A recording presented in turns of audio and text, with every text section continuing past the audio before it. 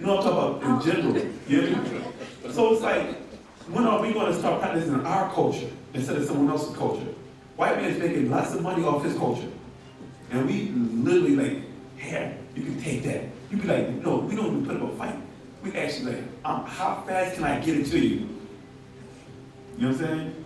So this is like, you can wear what you want to wear, but if you want to be in tune with your natural nature, it's best to wear clothes that we make. Not that me, Wu-nuwaupu, I'm talking about as Africans. You know what I'm saying? You have a lot of big time African entrepreneurs, but they're still making European clothes. You just have a pair of jeans, I put Sean John on the back of it, or I put Fubu or Rockwear, it's still European.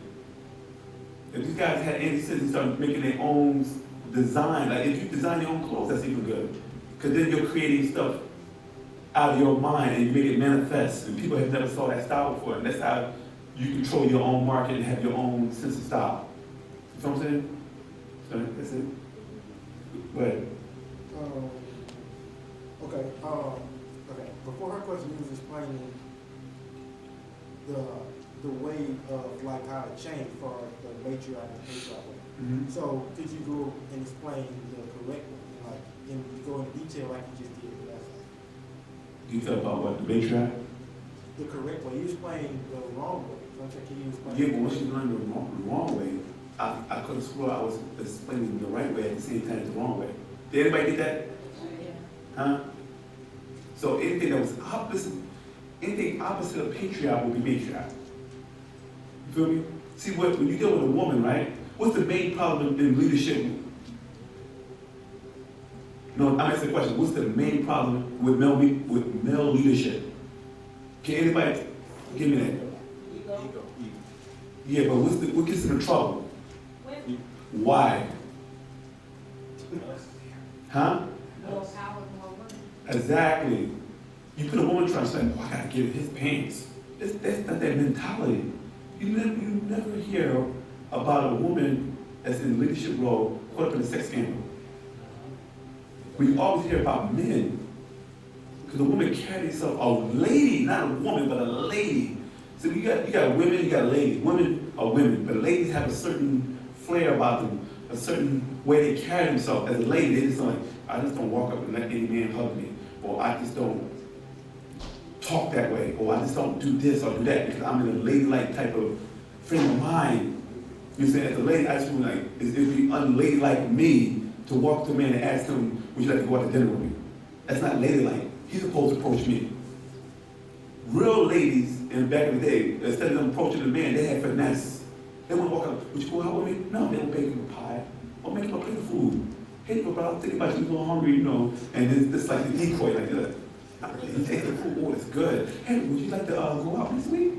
You know, or go see a movie, the food. It's like, this is their way of saying, look, I'm not going to approach you, but I'm going to give you something to let you know that this is a sample of what you can get in the future. You know what I'm saying? Y'all know what I'm talking about. So it's like, when you're dealing with matriarch society, you're dealing with your mother. And how your mother ran the house, and how she kept everything in line. Because put like this, ladies, y'all can vouch for this. If you put the man in the position of what a woman do, you will crack. You will break down. You got to take care of the kids, make sure they do their homework, make sure they bathe. You hear me? Make sure they eat. You have to cook for them, and then you have to, but you know, how do you go to work and then take care of your kids? Well, I gotta work. If I don't work, I don't make no money, and I don't make no money, I don't eat. This is the man. I can't do nothing. I ain't living my life no more. But a woman does it every day. How many women met a nice guy, and the guy said, I love you, and then he do everything for you. The next thing y'all get married, they have a couple of kids, and he's like, I want to have a big family. And then things don't go right. The money ain't coming like it used to, and I'm struggling to pay these bills, and he's stressed out, and he's angry and upset, and the woman's trying to console him, like, look, it'll get better, we just have to be patient. And you're like, oh, if I didn't have all these kids, how I have some extra money? I can't see no movies anymore, I can't hang out with my boys, I can't do nothing. All I do is pay bills. You hear me? So guess what he does? Tell me, like, that's what he does. What do you do next? He leaves, right? Coward.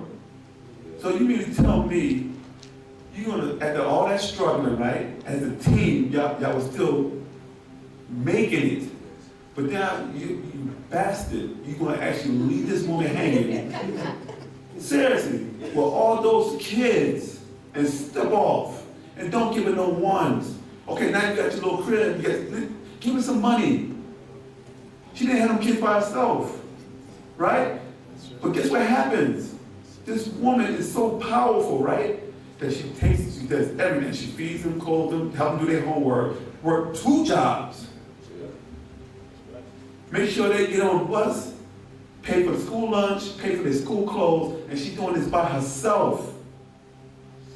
If she can do it, how can you couldn't do it? That's not a real man. It's a wimp.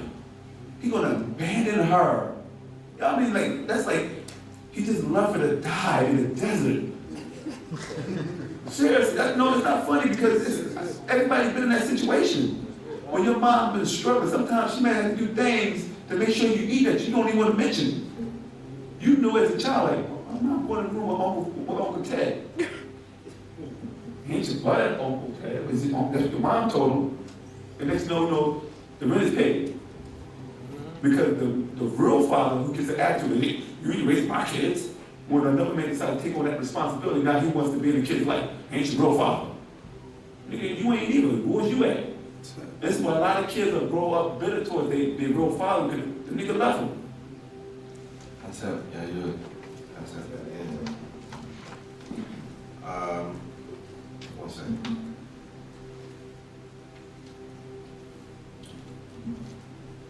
First, as I promised, you still here? Okay, good.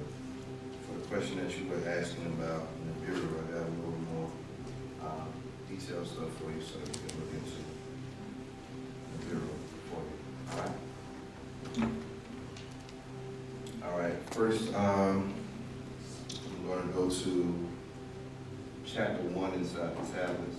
This is the first edition of the tablets, so it may not have as much detailed information as the hard ancient Egyptian order one, but it will give you a little bit more information pertaining to what you want to know. All right. Chapter 1, tablet 5. First off, with Nibiru means planet of the crossing. It's a planet-sized ship, let me say, right? Going from verse 13 inside of tablet 5, it says, this great ship Nibiru, as it was later known as a mothership, and Nibiru held 12 smaller ships that was to be launched out from it. When Nibiru reached its destination, Nibiru was equipped with 4 separate atmospheres. It has 4 different atmospheres and 4 separate magnetic poles. Nibiru has a crystal dome, giving it the ability to break down light. As well, it has solar panels that are the size of a pin's head, or less than that, and can generate millions and millions of watts of energy. As Nibiru passed by various suns or stations set up in the galaxy, Nibiru drew from them. Nibiru was set up for holographic, interdimensional transport and manned over 144,000 crew members, headed by 24 elite beings. We're talking about the 24 elders. All right, so when you're talking about Nibiru as a craft, if we're talking about it from the term, like I say, using Sumerian term, you're talking about a being that's being manned by over 144,000 crew members that's being led by the 24 elders. Does that sound familiar to you? Because it's the 24 elders that are bringing forth Matriarchy, right? We're talking about being able to have those beings be prepared here to be able to take on those light bodies of those beings that's on that craft. You follow? All right, so does that give more information than what you're looking for about Nibiru? Yeah. All right. Okay. Go ahead. Now, I was on YouTube looking up Nibiru, and which I found it kind of funny because the whole thing with politics, a lot of stuff in the air by martial law, coming soon, the decision about the stuff that they made, confining people indefinite without without probable cause. Some of it falls up under the Patriot Act. Okay, and they was on there was a couple different sites we were talking about when Nibiru come around, how it was gonna cause big catastrophic events, you know, storms, tsunamis and stuff like that. And I was thinking, now they got these concentration camps. I was reading one of the brothers Sunday, he had the Millennium Book. The master teacher mentioned about they had like over 350 something concentration camps ready. Could it be that by them knowing where Nibiru is, because you know they know a little bit of history on it, by it coming around, could they be saying that it's gonna do this to get everybody to go to the concentration camps to accept the mark of the beast, or so to speak?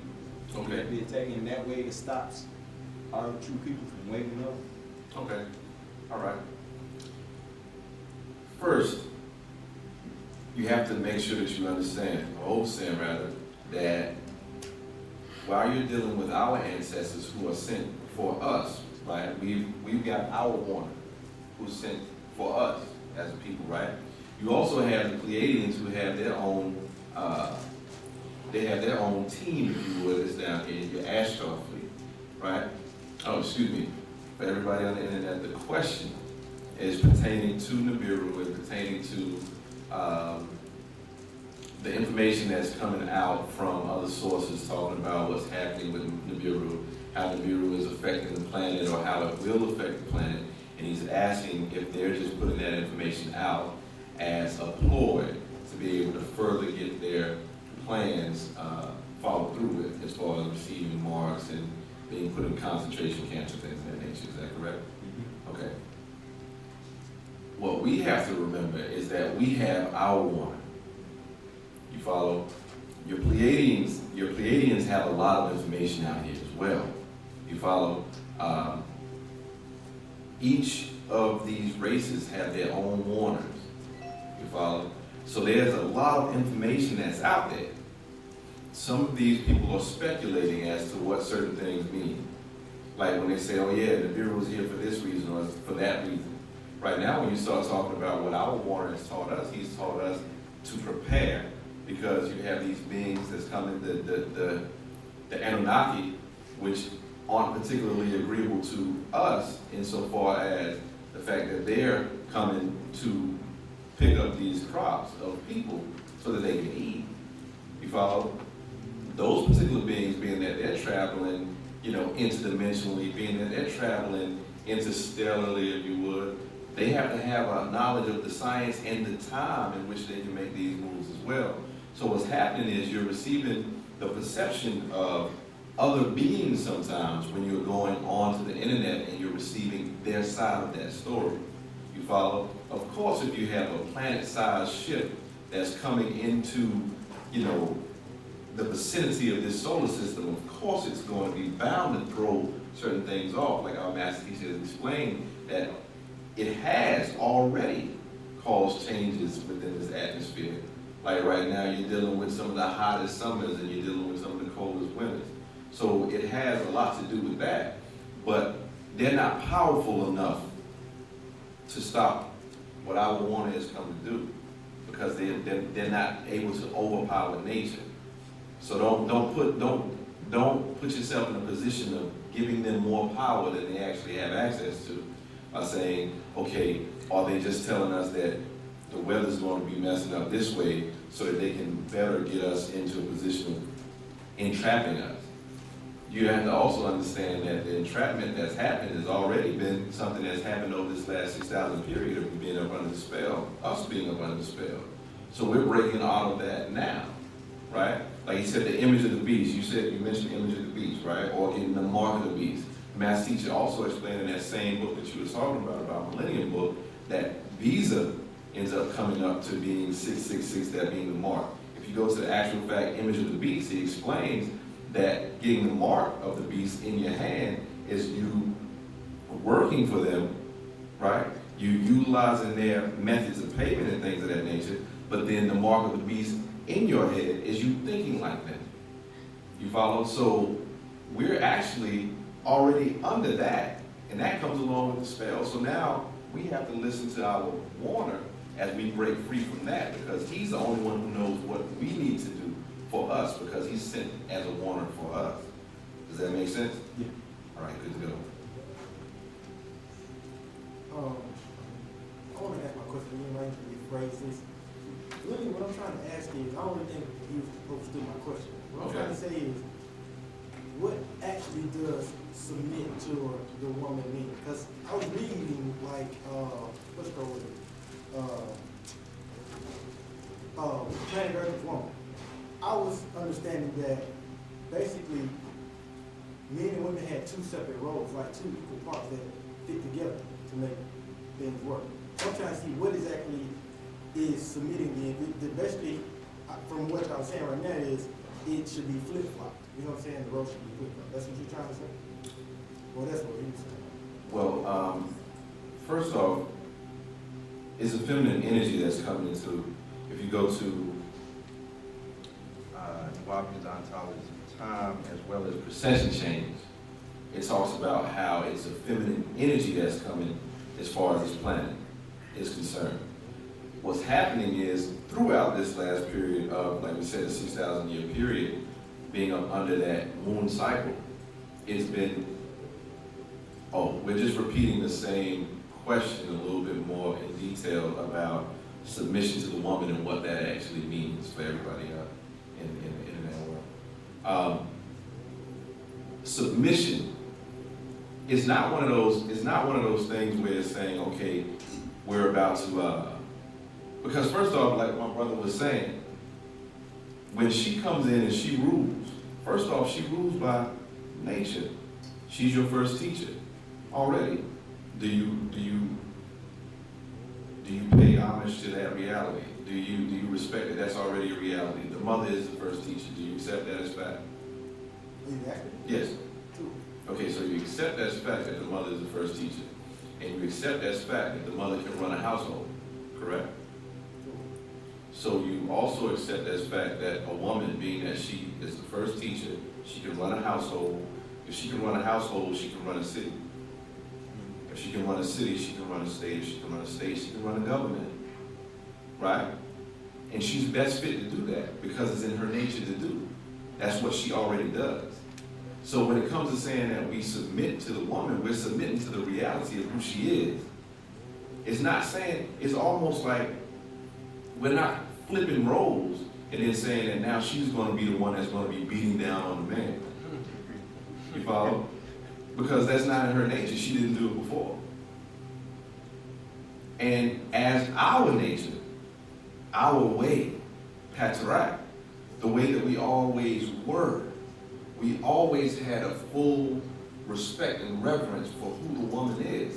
And it's so funny because it's genetically already inherent in you, or in her, in you, already to know to do that. That's why with most of our families, you've got Big Mama, right? Big Mama's the one who keep the whole thing together, right? If it wasn't for Big Mama, then the whole family would be split up. That's kind of showing you already that, like we talked about earlier, genetically is already in you to do it. It's already pre-encoded in your DNA to know the power of the mother. Like they say, hell hath no fury and all these other little things. It's like they're subtly going in to talk about the power that she has here on this planet, right? But what we're doing is, like we said, we're ontologists. We deal with the fact. If it's a fact that she molded and shaped you in her womb in triple darkness for the 9 months that you were in there, as we know, it's really 12 months, right? If she was the one who's the only one, she's the multiverse. Why? Because she's the only one who has the ability to give birth to universes, each one of us being a universe in and of ourselves, right? But she has the ability to do that. When you go and you get into Matriarchy, our way, the revelation of the Wu-Nuwaupians, we have an understanding and a reverence to say, if it wasn't for her, then we wouldn't be able to be, right? We also understand that she was given a lot of these abilities as far as that, by way of the fact that she was the first to be transformed. When you start talking about the story of Gavin Newton,